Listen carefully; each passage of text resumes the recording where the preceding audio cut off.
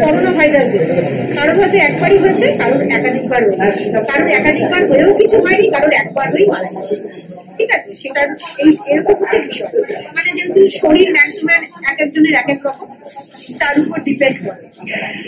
তো সেই জন্য যদি ভাইরাস না পাওয়া যায় তখন আবার 5 বছর পরে পরীক্ষা করে দেখে নিতে হবে পরে আর ভাইরাসটা এসেছে কিনা। এটা যদি আপ টু 65 পর্যন্ত 5 বছর অন্তর অন্তর কোনো মহিলা নিয়মিত এই পরীক্ষার মধ্যে থাকতে পারে, তাহলে আপনি নিশ্চিত থাকতে পারেন যে এই একটা ক্যান্সার, যেই ক্যান্সারে মানে এটা হচ্ছে আমাদের দেশের মহিলাদের মধ্যে দ্বিতীয় বৃহত্তম ক্যান্সার, ব্রেস্ট ক্যান্সারের পরে এই ক্যান্সারে আমাদের দেশে প্রতি 8 মিনিট অন্তর অন্তর একজন করে মহিলা মারা যাচ্ছে। অথচ এটা এমন একটা ক্যান্সার, এটাকে আমরা বলি অ্যাসিম্পটোমেটিক ক্যান্সার, কারণ এই ক্যান্সারটার নেচারটাই হচ্ছে এ যখন ধরা পড়ে তখন করার কিছু থাকে অনেকটাই দেরি করে। এই ক্যান্সারটা পুরোপুরি আটকানো যায়, এবং সেই আটকানোর দুটোই উপায়। যাদের অল্প বয়স এখনো বিয়ে হয়নি তাদের জন্য ভ্যাকসিন, আর যাদের বিয়ে হয়ে গেছে তাদের জন্য এই দুটো পদ্ধতির মাধ্যমে ইভেন আমরা বিদেশে এমন মানে ম্যাক্সিমাম দেশে এই ক্যান্সারটা এখন মানে বিলুপ্ত।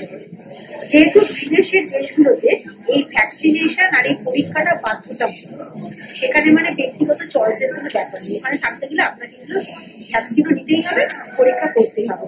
ফলে সেখানে এখন এই ক্যান্সারটা হয়। তো আপনার ডিক্লেয়ার করেছে ভারতের মতো যে দেশগুলো রয়েছে যেখানে এখনো এই হারে জরায়ুমুখীর ক্যান্সার হচ্ছে, সেই দেশগুলোতে এখন পুরো টার্গেট দিয়ে দিয়েছে যে 2030-এর মধ্যে এই ক্যান্সারকে পুরো এলিমিনেট করতেই হবে। সেই জন্য এটা এখন জোর কদমে প্রচার চালানো হচ্ছে। ভ্যাকসিনটা আপনার শুরু হয়ে গেছে। যারা সিরাম ইনস্টিটিউট, যারা আমাদের করোনার ভ্যাকসিন এনেছিল, তারা এটার উপর কাজ করছে। কিন্তু সেই সরকারিভাবে ভ্যাকসিনটা আসতে এখনো অনেকটা সময় লাগবে।